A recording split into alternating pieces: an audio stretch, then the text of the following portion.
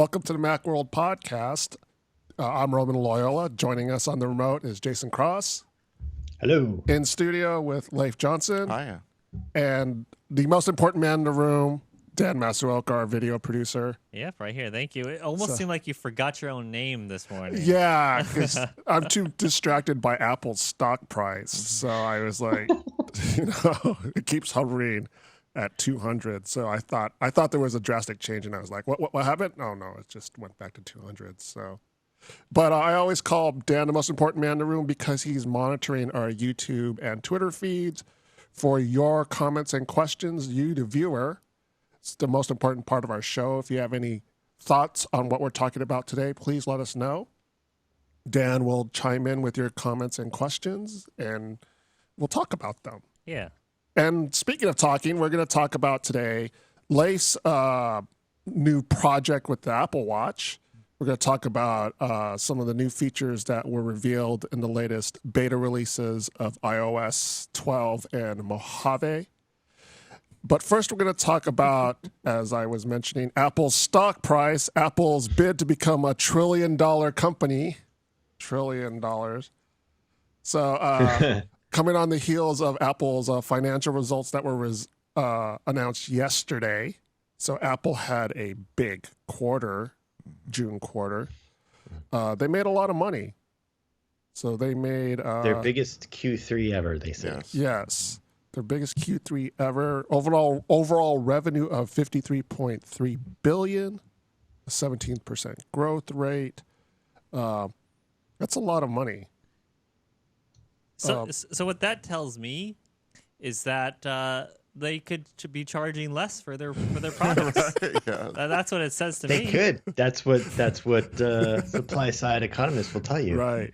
Now prices will go down and they'll pay their workers more. That's how that works. Or they could see it as, hey, people are willing to pay these prices. We could hike them up even a little higher. And I think that's been the real trend, yes. Yeah. So speaking of prices, one of the things we were talking about in the Macworld on staff, we were talking about the average sales price of the iPhone, which was revealed as like $724, which is pretty high. Is that the highest it's been? It's more than $100. It's the highest quarter three it's been. It was 606 last quarter three. Yeah. And that was then the highest because of the iPhone 7 Plus. It was higher the last 3 quarters because the iPhone 10 did really great, and when it was released in Q4 last year, and then the last couple quarters. So it's not as high as the last couple quarters, right? But it's as high as a year ago. It's high. It's almost more than $100 more than a year ago, and that's because the iPhone 8 Plus is more expensive and the iPhone 10 is more expensive. Right. And people are buying them.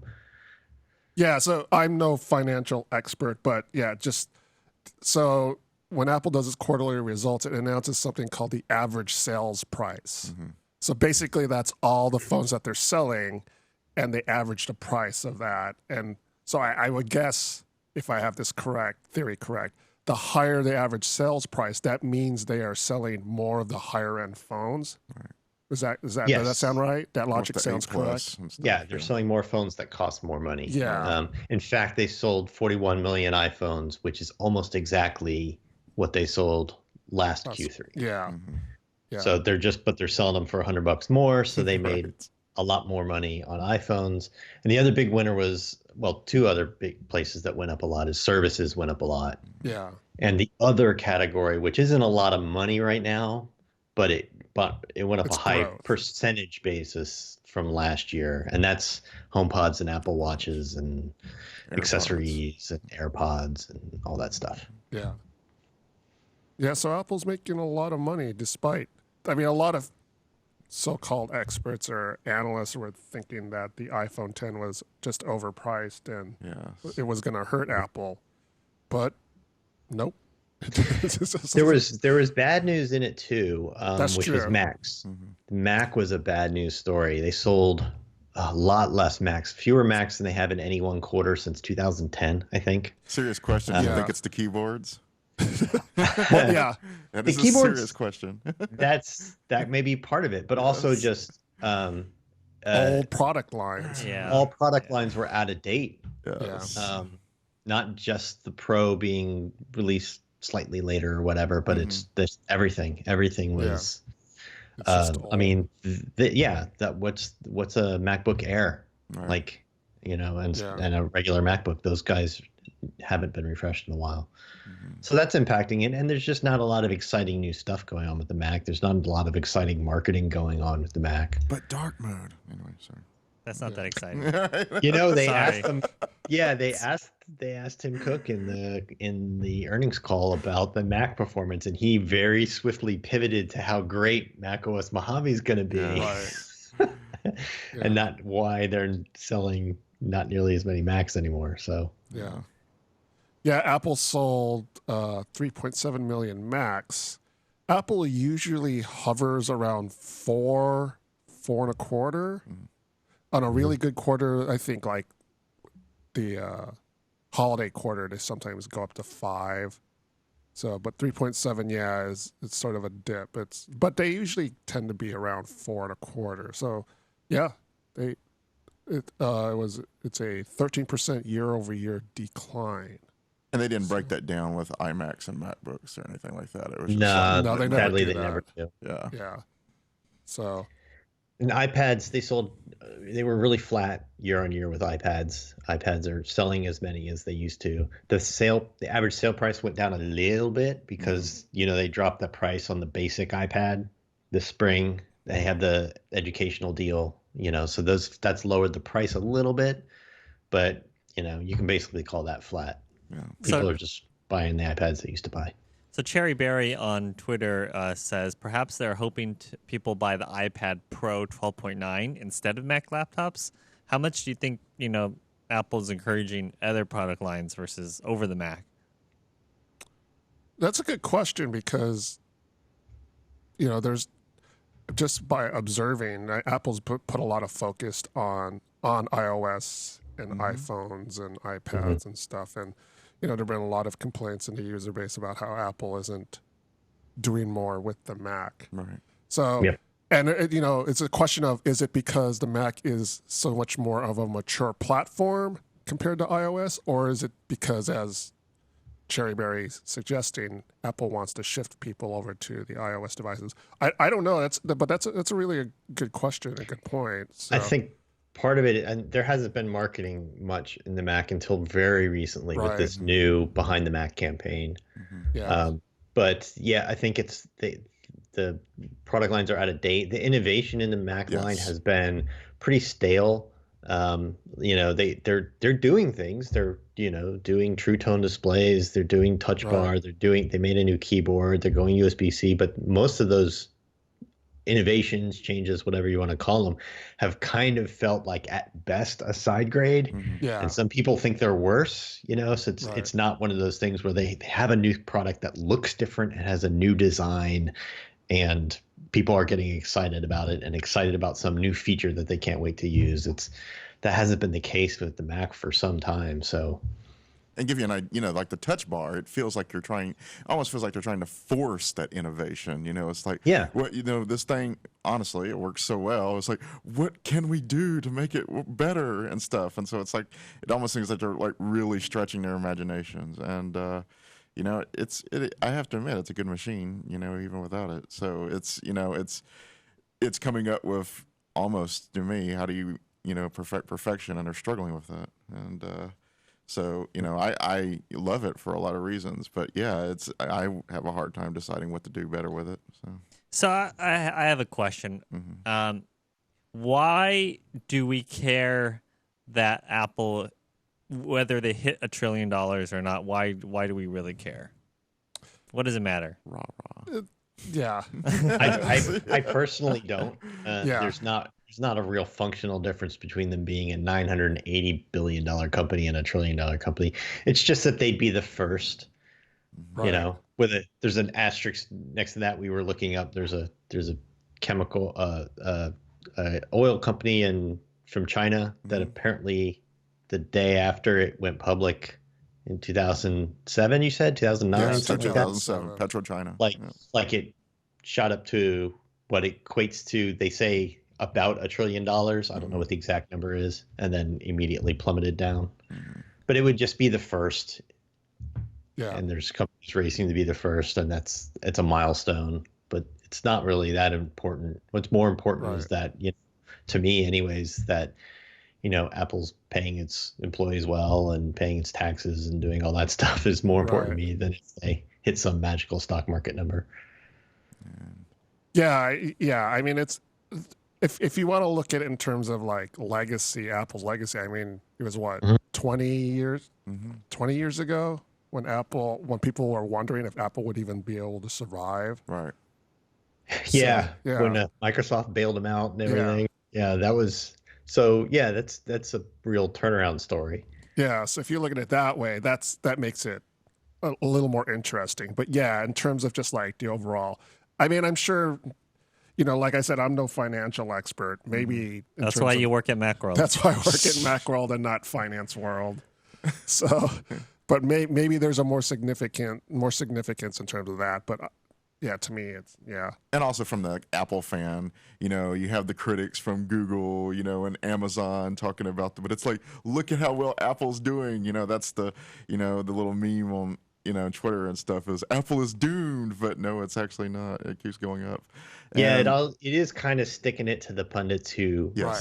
every quarter tell you this quarter is going to be fine, but next quarter they're in real trouble. And then they just keep having better and better quarters every single time.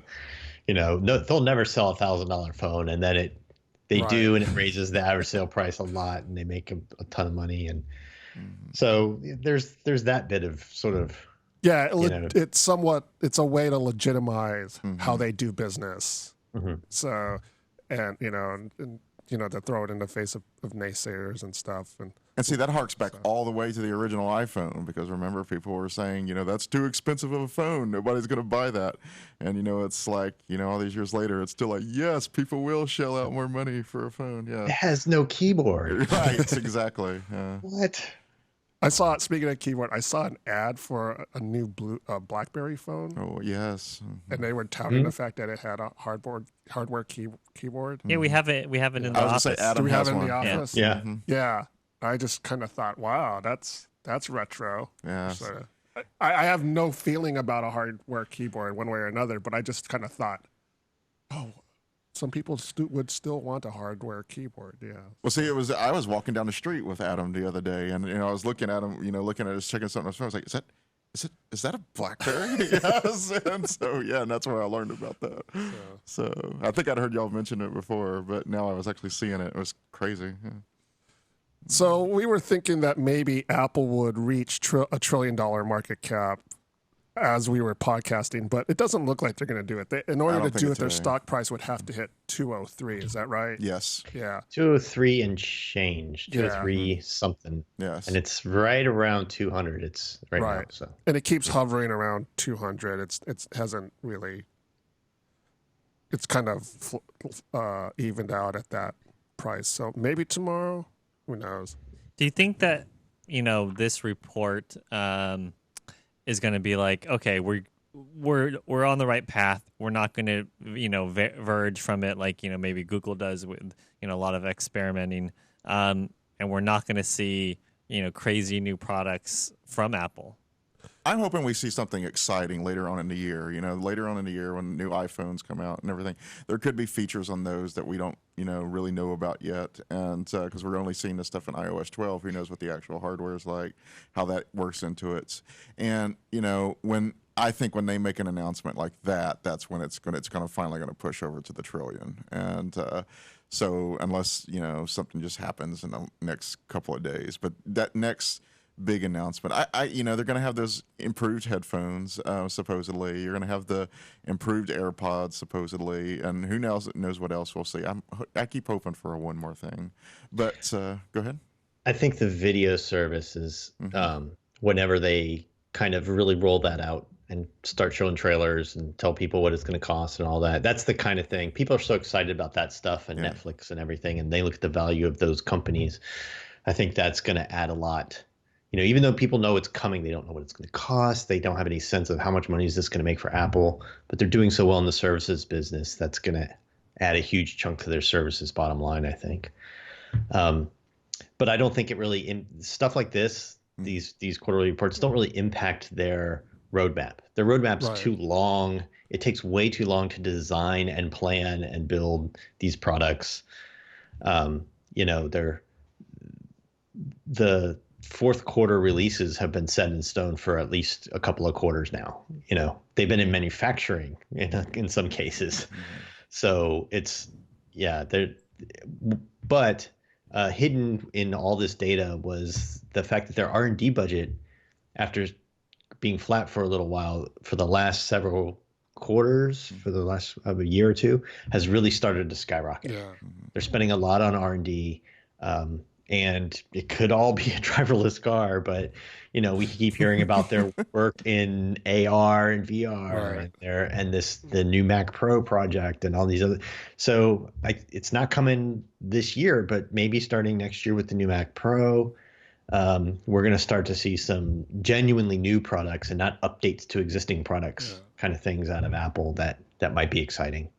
Right, like in the near future, as Jason kind of pointed out, the services and wearables seem to be like the low-hanging fruit in terms of growth.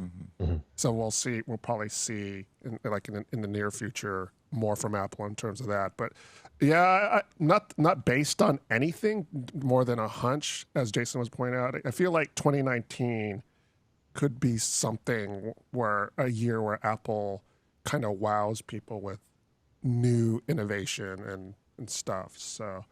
And people criticize them for not having woo wow wee stuff all the time, but if they take their time and then they actually come out with something really amazing because they put that time into it as opposed to just being in a race, I think we'll all be happy. That tends to be the Apple way. Everybody goes like, "What's Apple doing?" And then they come along and do it better, right, and make a ton of money. We know the Mac Pro's coming. Yes. Right. And the display that goes with it, the new new Apple display. So there's at least that next year that's going to be genuinely new.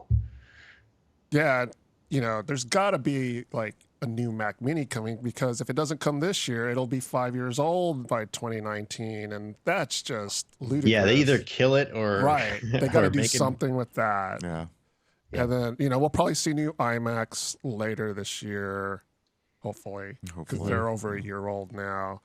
So there's supposedly a new Mac laptop that's either going to replace the MacBook or MacBook Air or both or something, but I don't expect that to be a wholly new design, like truly new. I expect that to be very much like the existing products, but better. Yeah. Maybe with a Retina display, and a better processor. And maybe USB-C. Yeah. It's not like all of a sudden it's going to be matte black and carbon fiber and different, design and stuff. I honestly think I like the MacBook, but I honestly think the gray slab of aluminum, it's time to move on. Yes. and think of what's the next design trend that we can set for people. Yeah. So maybe that'll start with the Mac Pro. Who knows? So there's just a lot of talk about Apple going back to more fun design as opposed to this sleek stuff and everything. Would you like to go in that direction? Not necessarily for the Pro gear, but I think their lower priced products definitely could benefit a lot from that. And some of the rumors about the cheaper of the new iPhones coming in this year, the 6.1 inch LCD model, say it's going to come in like 5 colors. Yes. And stuff. And that's, so that's bringing some of that fun back. That's true. A little bit. Speaking of new products, there was some new features that were revealed in the latest beta versions of iOS 12 and Mojave.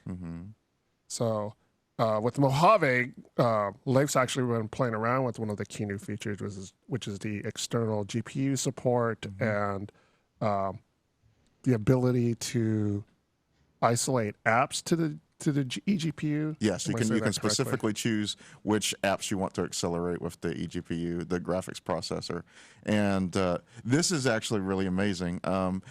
If you remember when I was first talking about eGPUs, the thing I didn't like about them is that you had to hook up an external monitor, and so you could only see the eGPU's effects through an external monitor, but now you can do that directly in the display of the MacBook itself. It works beautifully. I've been trying it out. And the other thing is they make it.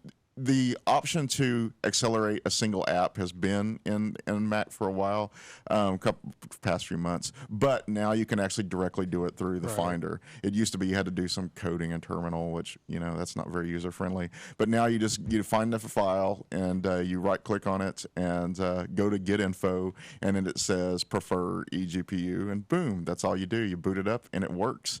And so we were using an AMD Radeon Vega 64 in there, water cooled. This is, pretty high performance for what you can get. So I got to tell you, it was a massive improvement. I was playing Rise of the Tomb Raider, which is a pretty demanding game, on my 15-inch MacBook Pro, and it looked good. But the thing is, in order to get it to look good, I could only, run it about 1900. That's not the MacBook, and that was on very high settings. That's not the MacBook Pro's full display. I had 16 gigabytes of RAM on there. When I tried to go up to I tried it on the iMac 2017 4K iMac with 8 gigabytes of RAM. It was significantly worse performance, even at 1920 by 1080, and so it's it's tolerable. Put it that way. It's a lot better than what you had before. The problem is you're still spending $699 on a graphics card, and you're spending $299 on an eGPU. So that's still $1,000 that you got right there. So is it worth it? Today I'm going to be trying it out with some rendering. See if I can get Dan here to help me out with that. And this is a Mac OS beta feature, right? Correct. So that means There's no update. So if you want to boot camp it, it's still and that's the other thing. I don't have access to a code right now. For Windows, I might just see if the trial version works. I would really, because I know in the past you could not use NVIDIA cards. It's only going to be AMD. You could not run it through Boot Camp, which means if you have this big dream of using your graphics card to run PC games through Boot Camp on your Mac, you can't do it. Sorry. Hopefully that's changed, but I've seen nobody saying that it does, and so that sucks. But yeah, those are the limitations, but it's a lot better experience than what I saw when I experienced it back in March or April. So. And how far back for what laptops will this now work? It's only anything with Thunderbolt 3, so it's basically the last 2 years, basically. Any MacBook, iMac in the last roughly 2 years, but it has to have a Thunderbolt 3 port. That's the only way to work. All right. And iOS 12 has a couple new features. Have you played with any of those features, Jason? Let's see. I got to remember which the new features. I kind of blanked on it. That's why. Which are the new features? Oh, there was the maps. You were talking about the maps yesterday and how it had some new. Yeah, and I'm not sure if that's getting updated server side or if it's just getting updated as they release new betas, but it started off being just the Bay Area, and they said by the time iOS 12 releases, it'll be all of Northern California, and then it'll go out to sort of the rest of North America and other international markets and stuff over the course of the year. And already they've updated the maps here in Sacramento, where I live, and a lot of other spots in Northern California. So we're getting there on the maps rollout. As far as other new features, it's stuff you can't see. They found code in the beta, in part of the code that generates error reports, that refers to a second SIM and second SIM tray status. Yeah. So there's some thought that one or more iPhones this year might have dual SIM support, which would be, if anything, it'll be maybe the iPhone SE, and because that is a big feature for markets like India, the Middle East, South America. A lot of people have sort of a pay-as-you-go limited time talk SIM and then a separate data-only SIM. It's a lot cheaper that way. Or they just want data and they do everything with over-the-top messaging and stuff. So that's sort of a key feature that's keeping people to some degree from iPhones. So it'd be interesting to see if that's what's going on, or maybe this is in reference to there's an eSIM and still a SIM tray. Nobody knows. But once you find it, once it's not just a rumor, it's like there's code in a beta release. Yeah. That kind of sounds like it's coming, right? Something that's going to run iOS 12 is going to have, in some way, 2 SIMs. Yeah. So yeah, that would be a big thing. And then there's been a lot of polish. This latest beta release had a lot of little oh, they moved this button that was off center just a little bit, and they changed this icon just a little bit, and stuff like that. There's a lot of that going on. Yeah. Which makes sense. We're getting to where we're probably 6 weeks out from release at this point. Oh, Built right. in second week of September ish, probably, if history holds. So we're getting close, and it's getting pretty stable and pretty well polished. I've had an easier time with the iOS, 12 beta than I have with the Mojave one.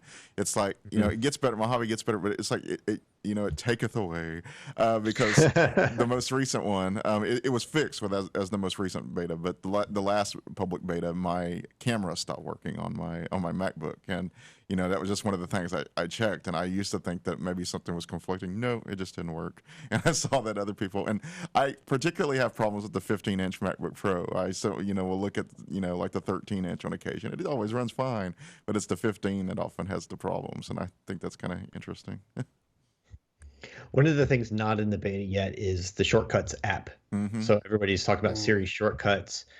I think the API for developers to suggest shortcuts within their apps and stuff is available, maybe working, but I've never seen it in any app. So even if it's available, I've never seen anyone using it yet, targeting iOS 12 and using it. But the actual Shortcuts app, which is like an upgrade to the workflow app, is only available to a very small, limited set of beta testers through the test flight program. You have to register if it's for registered developers, and even not all registered developers. So they're not pushing that out to all the beta testers yet. And if anything gives me pause, it's that. It's right. A little worried. The good news is it's pretty much just workflow, but even if you use workflow, all your workflow stuff carries right over and works. It's just workflow, but it has access to the system level APIs, things like do not disturb mode and everything. So that's, maybe it'll be pretty stable because workflow is already in good shape, but I'd like to see that get in public testing. Yeah. Oh, that reminds me. Speaking of public testing, Apple mentioned offhand that they have 4 million people running the iOS 12 beta testing program. I think I don't know if that's a huge number compared to how many compatible devices are out there, but that's a huge number compared to like other companies, how many beta testers they get. Yeah. That's a good number. Give you an idea, I wanted to have because I didn't have it on hand, I wanted to see what an app looked like, in iOS 11. And so I asked 4 of my friends, like people who don't work with us, if I could see their iPhones. They were all on the iOS 12 beta. So that gives you an idea. It is San Francisco, though. That's true. Well, there was one in Las Vegas, but yes. Okay. Yeah, that's that's what I mean. It's got a lot of features people have been asking for a while, especially around notifications. So if you're testing it, I'll just make the plea again. Anytime you run into any problem, fire up that feedback app and it'll fill in most of the stuff for you. Just fire up that feedback app and send your feedback. And that way they will know, hey, this is a bug we need to fix. Even if you think they must know about this, they may not know how severe it is. So that depends on how many people report it. So report everything you find. Yeah.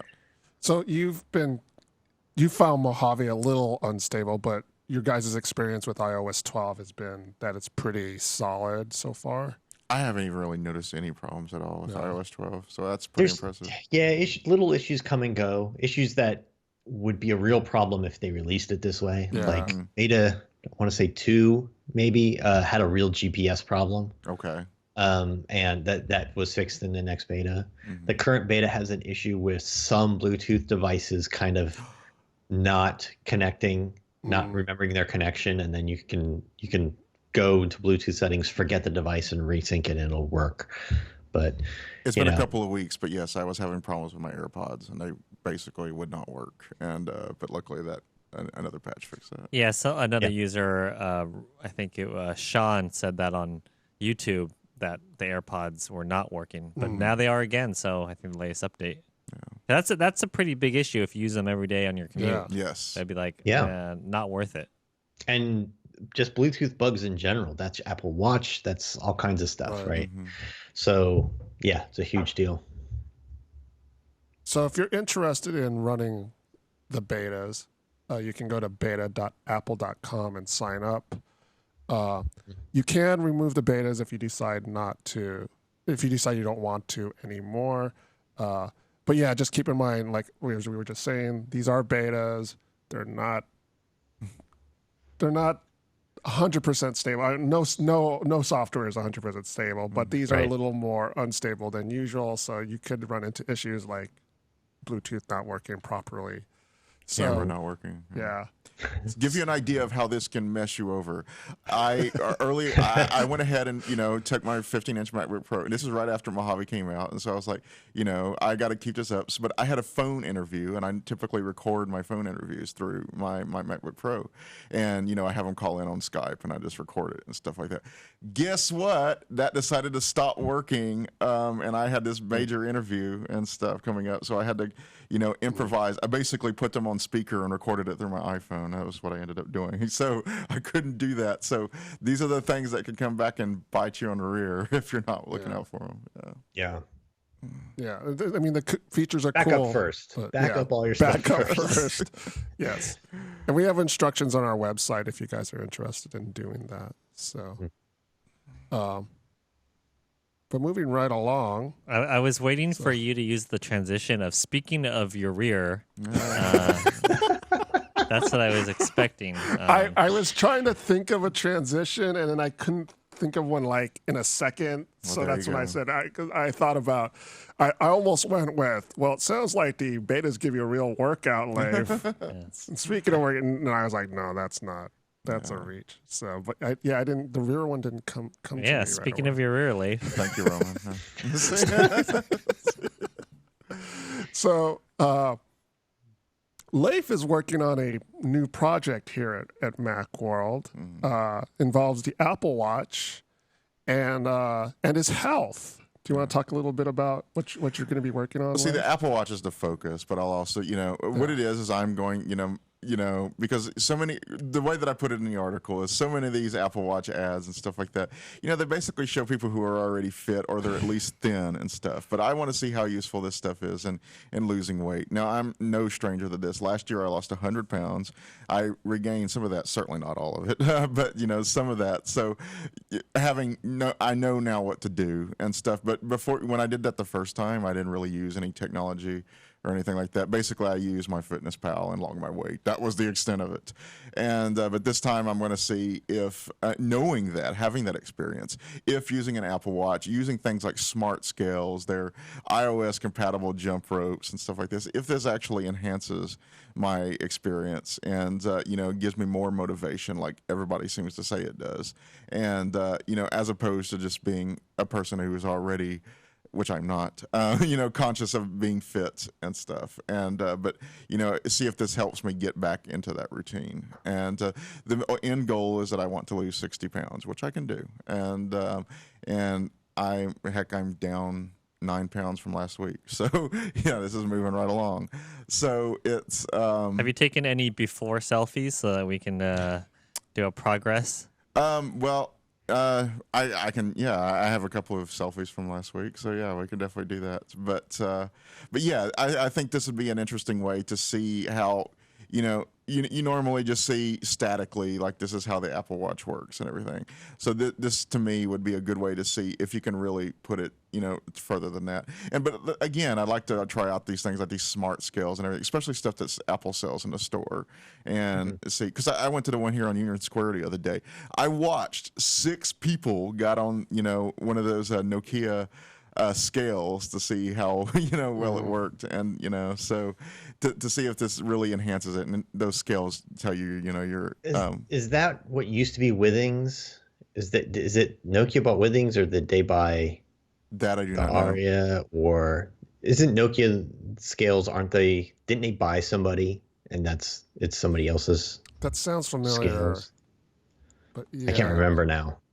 There are a lot of other smart scales too, and I was looking at them because that's the the ones that Apple sells. And so, but you want those Health Kit compatible, like automatic things where you just step on it and it logs it for you automatically. You don't have to go type in numbers, So the nice thing about this project is every week, and I'll check in every Tuesday, and it gives me something to focus on every week. So like next week, I will go ahead and talk about the Apple Watch itself and its how it works as a motivator, that type of stuff like that. Another week I might especially when I'm at a lower weight where I feel comfortable revealing that type of information, how various smart scales compared to each other. And then I could talk about various apps that help another week. So there's a lot of ways you could go about this, and it would be a whole series. And it was, this is, as opposed to reading a review or something like that, the idea behind this series is putting this into practice. And with real-time results, you're seeing this happen in real time. So I just asked our audience if anyone uses their what they use for fitness, and I'm curious. And someone said just for steps. So what's the extra benefits you get out of, say, using the watch? In addition to the phone. Well, give you an idea of last night. I was, I go for a 700 calorie move goal. I might push that. When I first moved here, I was at 800, but I bumped that down. But in last year when I was doing it, I aimed for 10,000 steps per day. But the nice thing about the Apple Watch is a motivator. But I should say, before my fitness pal would tell me that I had not yet reached 10,000 steps, so I would just look at the app and go do that. But that's the closure rings commercial and stuff. So the other night, I realized, so at 10 o'clock I hadn't closed my ring. So, I got out and walked around the hill and did that. And yeah, there are 3 rings. There's that move, exercise, and stand. I hate the stand one. Yeah. Stand one I turn off the notifications for the stand one because I'm not so concerned about it. You just turn it off too. Yeah. You can adjust the move one, and what that does is you can make it either. I think you can change it to either steps or calories, right? And then you can adjust the amount. And how is one ring closed? And then exercise is starting off any exercise and doing 30 minutes worth of exercise a day closes that ring, and you can't change that one. Any exercise program. If you log exercise in another app on your phone or something like that, it's a HealthKit compatible app. As long as it goes in the health app, it all counts. And then, and the stand one is it wants you to stand for at least 5 minutes. Is it 5 minutes? 5 minutes of time for 10 hours a day. So there's 10 hours in which you need to be standing for 5 minutes of the hour during 10 hours. So it's in 10 chunks. And it will, if you have the reminders on, it will remind you every hour, it's time to stand. You're going to miss out on this hour, And that's good if you're the kind of person who you don't have a standing desk, you have a sitting job, you sit at your desk all day, you never get up out of your chair. It gets you up out of your chair, which is good, but I just can't stand it. I can't stand it going off every hour telling me. Well, see, I don't have the notifications on, but I do like to close it. But this is the reason why I don't like to stand circle is because I went to Point Reyes. I walked 14 miles in a day up steep cliffs and everything like that. Yeah. I got home. I had tripled my move ring. Yeah. And I still had not reached my stand goal. And it's like, F you. F. Yeah. Because the stand goal is not at all a measure of how long you're standing. Right. It's only how many hours you have stood for at least 5 minutes in that hour. Yeah. So it's a completely weird metric. Right. So Ray Vance on YouTube has a pro tip. If you don't want to stand up, just raise your hand in the air. One feature of Watch OS 5 that I really like is that for most exercises that have a regular motion and are some sort of cardio exercise where your heart rate goes up, it will detect you're doing it and say, hey, it looks like you're exercising. And you're doing this. It looks like you're doing an outdoor walk. It looks like you're doing a rowing exercise. It looks like you're on the elliptical. Do you want to log this exercise? You say yes, and it starts the exercise thing, and it backtracks it to where if you've been going for 5 minutes, it backtracks it 5 minutes for you. And then after you stop and your heart rate goes down and your motion stops, it'll say, "Oh, it looks like you've stopped exercising. Did you forget to stop?" And you can, which I do all the time, because every time I go to the gym, I'm logging my exercise and I always forget to stop it. So it tells you, "Hey, you've stopped exercising. Stop your thing." Those are really helpful. Just walking down the street in San Francisco, if you walk enough, I've had it say, "This is a walking workout." I'm like, yes, it is. You know what? Yes, Apple Watch. Thank you. Give me credit for this. So the Apple Watch has typically been refreshed in September along with the phone, right? So yes. Do we have any hints at what's coming up next? Well, I'm sure it's going to be called Series 4. I don't think anyone expects anything else. And it should be faster. And the big deal is that it's supposed to have a bigger display. Not necessarily a bigger case, but I think they're going to make smaller bezels. Yeah. I think they want the bands all to fit. So I think the cases have to be pretty much the same size. And then other features, like hardware features, we're not sure. We know a lot about watchOS 5. There's a whole article on the site about all the features in watchOS 5, but we don't know hardware-wise what's coming beyond. They say better battery life, but that could be a bigger battery. That could be the processor's more efficient. That could be both.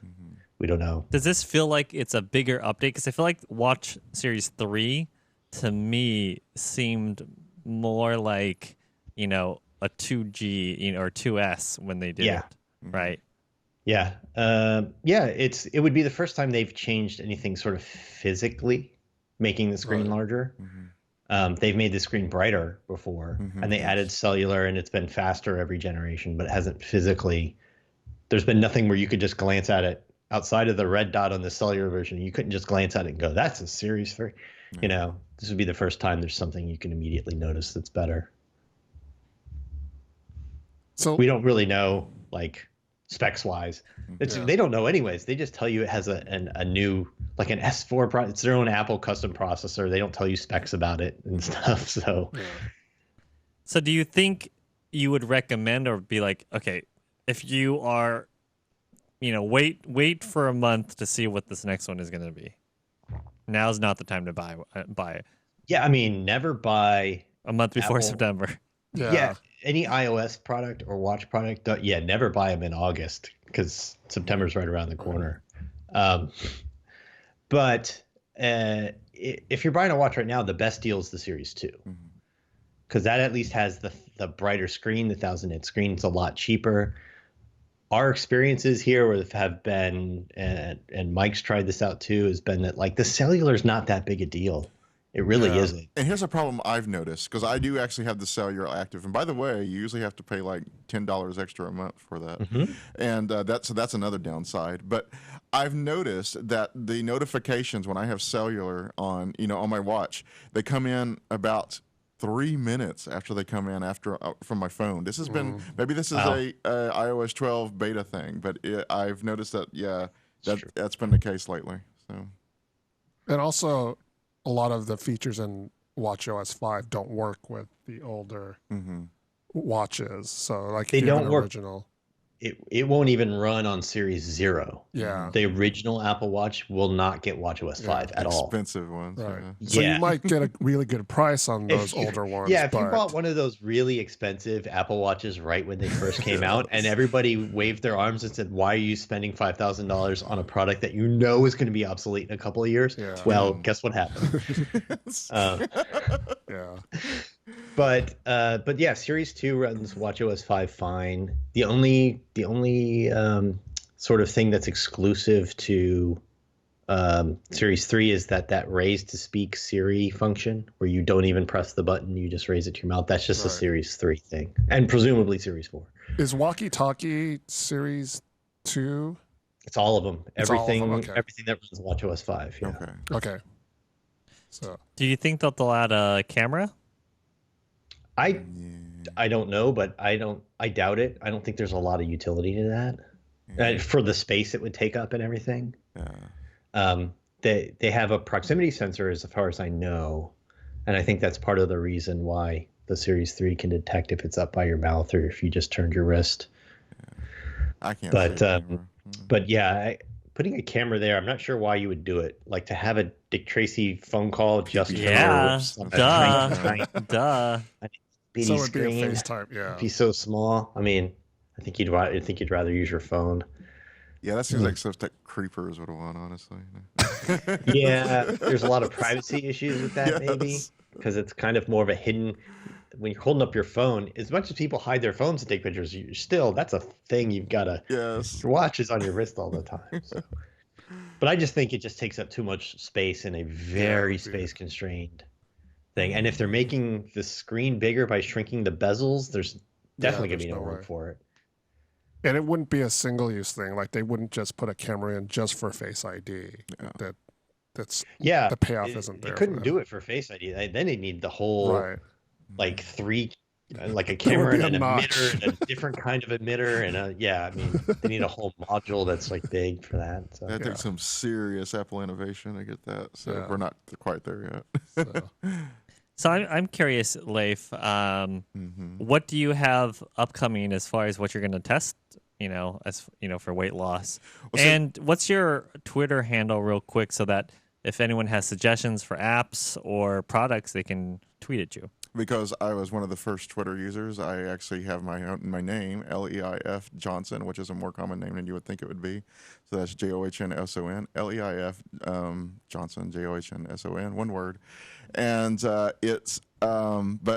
basically, I'm starting off, I'm getting into the diet basically right now. And as you see in the article, I'm not going to give you diet tips and everything. This is not a focus on that. So, but once I get into that and probably, getting about 10 more pounds down, then I'm going to start exercising and everything. And basically, I don't like to use this term, but basically going through a little detox phase. I've been drinking a lot of Cokes and stuff. And that's the thing. Yes, you just said you're detoxing by drinking a lot of Cokes? No, that's what I'm getting rid of. Oh, okay. I'm going back to drinking water and stuff like that. But that's the thing. Yeah, I regained weight. But people say, oh, you can't. I knew exactly what I was doing. It was like, caffeine. Oh, yeah. So, or I'm sad. Or when I came to San Francisco, it was like so much delicious. Yeah, everywhere. Because I used to live out in the middle of nowhere. So there was not that much delicious out there. But I'm over that now. And it's in a thing.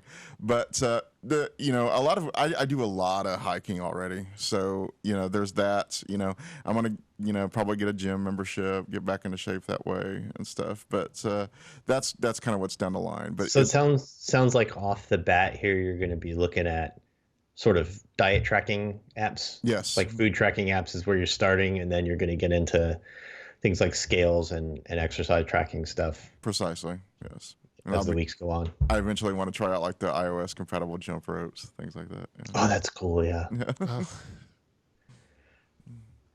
Yeah. So if you have any tips or you want to check in with Leif, get his Twitter handle, check in with him there. I'm sure he would love to hear from you guys. I will go ahead and say that I've actually received emails from about 12 people after that article in support and telling me their own stories and stuff. So there's definitely people interested in this. So that's cool. Yeah. That's great.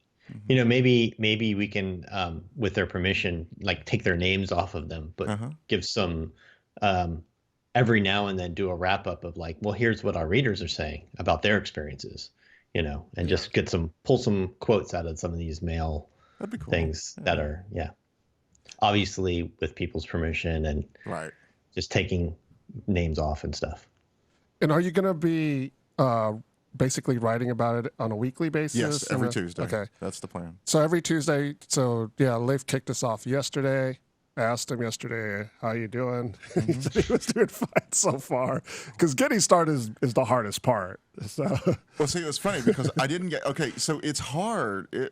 When I lost weight the first time, I lived in the middle of nowhere. I'll say this really quickly, but now I'm in the middle of a city and stuff. So at my place, we have visiting friends from Brazil. And, so I was trying to get back and to write this article that I'm working on actually right now. And, but they were like, oh, no, come here. And so they, gave me some chips and salsa. They gave me some wine and stuff. And I was like, no. So, you don't want to be rude. Right, exactly. And I kept it as minimal as I could. It was a fun conversation, but I was thinking in the back of my head, but I still lost weight. So there's that. I am still pounds. I am still about 1.5 pounds down from yesterday. So gives you an idea. Yeah, so check the site every Tuesday. Leif will provide an update. Tweet at him to give him some encouragement, some tips and advice, or even just to check in with them. Yes. So I'm sure I'd be glad to hear from you. So Definitely. well, that just about does it for this week's episode of the Macworld Podcast, episode 615. Wow. So we'll be back next week to talk about the latest in Apple news and rumors. I'd like to thank Jason for joining us. Thanks, Jason. Thank you. Leif, Thank you. who's 9 pounds lighter. Right. Sure. I'd like to thank Dan, our producer. I think I'm heavier. I think I gained those 9 pounds. And I'd like to thank you, the audience, for watching, for checking in with us.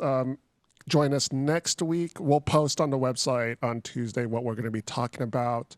But I believe we're still on schedule for Wednesday next week. Like, there's nothing that I'm forgetting about in terms of like an appointment or something like that we have company-wide. But yeah, so Wednesday, 10 a.m. Pacific, we're live on Twitter and on YouTube. So hope to see you next week. Ciao.